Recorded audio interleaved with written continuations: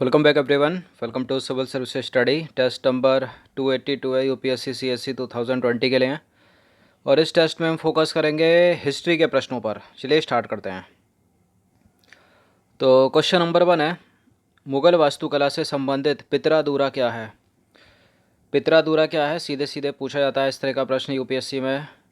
मुग़ल वास्तुकला से संबंधित पितरादूरा क्या है। देखिए, यह है संगमरमर अथवा बलुआ पत्थर को अलंकृत करने की टेक्निक। क्या है? संगमरमर और बलुआ पत्थर को अलंकृत करने की तकनीक है पितरादूरा। तो देखिए, उभरते हुए संगमरमर अथवा बलुआ पत्थर पर रंगीन ठोस पत्थरों को दबाकर बनाए गए सुंदर तथा अलंकृत नमूनों को ही पितरादूरा कहते हैं। देखा होगा आपने ताजमहल में और भी भव्य इमारतों में कैसे कैसे संगमरमर को तराश कर छोटे छोटे डिज़ाइन बनाए गए हैं। क्वेश्चन नंबर 2 है, मुगलों के द्वारा वास्तुकला के क्षेत्र में छत निर्माण के लिए बांग्ला गुंबद तकनीक का प्रयोग किया गया। यह किस क्षेत्र की स्थानीय शैली है? किस क्षेत्र की है ये? अरब, ईरान, बंगाल या सिंध? बांग्ला गुंबद, तो ये बंगाल की है। इसका आंसर हो जाएगा ऑप्शन नंबर सी। मुगलों के द्वारा इसका यूज़ किया गया छत निर्माण में। छत निर्माण में तो देखिए, मुगल शासक अपने भवनों के निर्माण में क्षेत्रीय वास्तुकलात्मक शैली अपनाने में विशेष रूप से दक्ष थे और इसी क्रम में उन्होंने बंगाल के स्थानीय शासक के द्वारा छप्पर की झोंपड़ी के समान दिखने वाली छत निर्माण की तकनीक बांग्ला गुंबद को अपनी वास्तुकला का हिस्सा बनाया। क्वेश्चन नंबर 3 है, निम्न कथनों पर विचार कीजिए। 2 स्टेटमेंट है यहाँ पर, बताना कि इनमें से कौन सा करेक्ट है। शाहजहाँ ने ताजमहल के नक्शे में नदी तट बाग की योजना अपनाई और नदी तट बाग के अंतर्गत निर्माण कार्य नदी तटों के पास बाग के बिल्कुल किनारों पर होता था। तो किनारों पर होता था या बीचों बीच होता था? देखिए, किनारों पर ही होता था। दोनों के दोनों स्टेटमेंट करेक्ट हैं। इसका आंसर हो जाएगा ऑप्शन नंबर सी, वो था करेक्ट। तो शासक के आरंभिक वर्षों में शाहजहाँ की राजधानी आगरा थी और इस शहर में विशिष्ट वर्गों ने अपने घरों का निर्माण यमुना नदी के किनारे यमुना नदी के तटों पर करवाया था और इसका निर्माण चार बाग की रचना के ही समान औपचारिक बागों के बीच में हुआ और चार बाग की योजना के अंतर्गत ही अन्य तरह के बाग भी थे जिन्हें इतिहासकार नदी तट बाग कहते हैं। और इस तरह के बाग में निवास स्थान चार बाग के बीच स्थित ना होकर नदी तटों के पास बाग के बिल्कुल किनारों पर स्थित होता था। नंबर 4 है, शाहजहाँ के शासनकाल में चिन्हित सुतुन अथवा 40 खंभों का सभा भवन किसे कहा जाता है? हीरा महल को, मोती महल को, लाल किले को या फिर दीवाने आम दीवाने खास को? किसको कहा जाता है शाहजहाँ के शासनकाल में? देखिए, 40 खंभों का सभा भवन या फिर सुतुल, चिहिल सुतुन, ये कहा जाता है दीवाने आम दीवाने खास। तो इसका आंसर हो जाएगा ऑप्शन नंबर बी।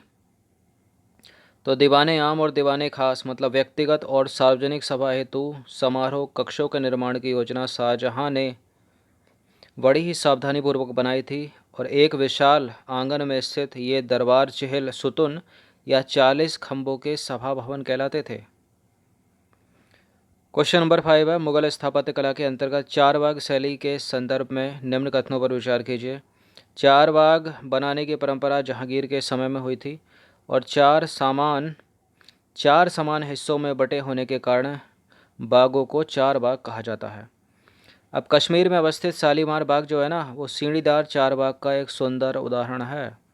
बताना है कि इनमें से कौन सा इनकरेक्ट है, गलत कौन सा है। तो कश्मीर में अवस्थित शालीमार बाग सीढ़ीदार चार बाग का एक सुंदर उदाहरण है, करेक्ट है ये। चार समान हिस्सों में बटे होने के कारण बागों को चार बाग कहा जाता है, ये भी करेक्ट है। चार बाग बनाने की परंपरा जहांगीर ने नहीं अपनाई, गलत है स्टेटमेंट, अकबर ने अपनाई। किसने? अकबर ने। तो केवल एक करेक्ट है यहाँ, एक इनकरेक्ट है यहाँ पर, सी हो जाएगा इसका उत्तर। तो पहला कथन असत्य है क्योंकि चार बाग बनाने की परंपरा अकबर के समय में शुरू हुई थी। अकबर के प्रारंभिक शासनकाल में निर्मित भवनों में हुमायूं का मकबरा सबसे महत्वपूर्ण है और इसी मकबरे में चार बाग पद्धति का सबसे पहले उपयोग किया गया था। देखिए, जो बाग है चार समान हिस्सों में बटे होने के कारण ही चार बाग कहलाते थे। छठा प्रश्न है, दिल्ली स्थित जामा मस्जिद का निर्माण किस मुगल शासक ने करवाया था? ये तो आसान सा प्रश्न है ना काफ़ी। ऐसे प्रश्न यूपीएससी सिविल सेवा में इस समय तो नहीं पूछे जा सकते, स्टेटमेंट में भले ही पूछे जाए। लेकिन चूंकि कोर्स कंप्लीट कराना है तो ऐसा प्रश्न भी रखना पड़ता है। दिल्ली स्थित जामा मस्जिद का निर्माण बताइए, लेकिन कन्फ्यूज़न इसमें हो सकता है किसमें, अकबर में और जहांगीर, शाहजहां में। औरंगजेब तो एलिमिनेट हो जाएगा, जहांगीर भी हो जाएगा। इन दोनों में विद्यार्थी जो है वो गलत कर सकते हैं अभी भी। तो क्या है इसका उत्तर, दिल्ली स्थित जामा मस्जिद का निर्माण उसी ने करवाया है जिसने दिल्ली का लाल किला बनाया है, शाहजहां है इसका उत्तर।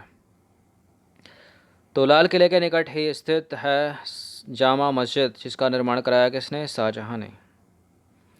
क्वेश्चन नंबर 7 है, किस शासक ने दिल्ली ए कोहना मतलब वर्तमान दिल्ली के एकदम निकट एक विशाल तालाब का निर्माण करके व्यापक सम्मान प्राप्त किया। इस विशाल जलाशय को हौज ए सुल्तानी अथवा राजा का तालाब कहा जाता है। किसने बनवाया था ये, किसने कराया इसका निर्माण, ये कराया था इल्तुतमिश ने। तो इसका आंसर हो जाएगा ऑप्शन नंबर डी। तो इल्तुतमिश ने दिल्ली ए कोहना मतलब वर्तमान दिल्ली के एकदम निकट एक विशाल तालाब का निर्माण करके एक सम्मान प्राप्त किया था, व्यापक सम्मान प्राप्त किया था। इस विशाल जलाशय को हौज ए सुल्तानी अथवा राजा का तालाब कहा जाता था। किस मुगल बादशाह ने अपनी राजधानी शाहजहानाबाद को बनाया था, ये इम्पोर्टेंट है प्रश्न। स्टेट पीसीएस में पूछा गया है 2-3 बार। किसने बनाया था, किस मुगल बादशाह, कौन सा मुगल बादशाह था जिसने अपनी राजधानी शाहजहानाबाद को बनाया, जहांगीर, शाहजहां, दारा शिकोह, औरंगजेब, बताइए। नाम में इसका आंसर छिपा है क्या, शाहजहानाबाद, शाहजहानाबाद से निकलेगा क्या शाहजहां, तो ऑप्शन नंबर बी हो जाएगा इसका आंसर। तो देखिए 1638 में शाहजहां ने अपनी राजधानी आगरा से दिल्ली स्थानांतरित की और यमुना किनारे अपनी नई राजधानी शाहजहानाबाद का निर्माण करवाया। शाहजहां ने यहाँ लाल बलुआ पत्थर से एक महत्वपूर्ण किले का निर्माण करवाया जो लाल किले के नाम से जाना जाता है, और दिल्ली के किले में शाहजहां ने दीवाने आम और दीवाने खास का निर्माण कराया था। क्वेश्चन नंबर 9 है, नीचे दिए गए कथन एवं कारणों को ध्यानपूर्वक पढ़कर विश्लेषण करना आपको। एक तरफ है कथन, अगला है क्या इसकी व्याख्या करेगा कारण, तो ये होगा, नहीं करेगा तो ये हो गया। अगर इनमें से कोई गलत होगा तो इनमें से इसका उत्तर दिया जाएगा। तो कथन है, 12वीं सदी के आसपास विशाल ढांचों का निर्माण सरलता एवं तेज़ी से होने लगा। विशाल ढांचे कौन से, जैसे मंदिर हो गए, मस्जिद हो गए, भवन। क्यों होने लगा भाई, क्योंकि 12वीं सदी में निर्माण कार्य, चूना पत्थर सीमेंट का प्रयोग बढ़ गया और यह उच्च श्रेणी के सीमेंट होती थी जिसमें पत्थर के टुकड़े मिलने से कंक्रीट बनती थी। बिल्कुल करेक्ट है दोनों के दोनों स्टेटमेंट। तो कथन और कारण दोनों सही हैं और व्याख्या भी करता है, इसका आंसर हो जाएगा ऑप्शन नंबर ए।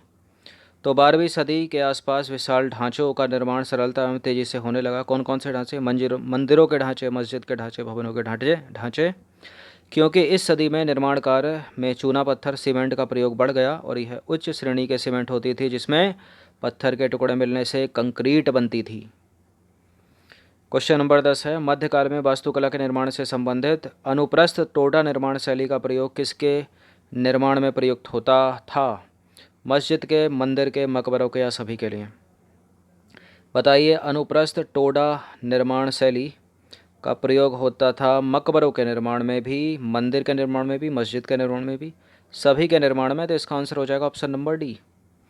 तो देखिए 7वीं एवं 10वीं शताब्दी के मध्य वास्तुकार भवनों में से और अधिक कमरे, दरवाजे और खिड़कियां बनाने लगे। छत, दरवाजे और खिड़कियां अभी भी 2 ऊर्ध्वाधर खंभों के आर पार एक अनुप्रस्थ सहतीर रखकर बनाए जाते थे और वास्तुकला की यह शैली अनुप्रस्थ टोडा निर्माण शैली कहलाई।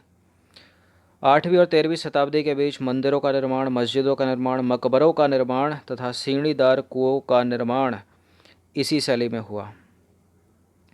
अब है क्वेश्चन नंबर 11, कुतुब मीनार में स्थित छज्जे के नीचे एक स्थित अभिलेख किस भाषा में लिखे गए हैं, बताइए। फारसी, संस्कृत, तुर्की, अरबी। संस्कृत को तो एलिमिनेट कर दीजिए सबसे पहले, तुर्की लगाकर गलत मत कर देना क्योंकि इसका उत्तर है अरबी भाषा, ऑप्शन नंबर बी। तो कुतुब मीनार में स्थित छज्जे के नीचे स्थित अभिलेख जिस भाषा में लिखे गए उसका नाम है अरबी भाषा। किस भाषा में लिखे गए, अरबी भाषा।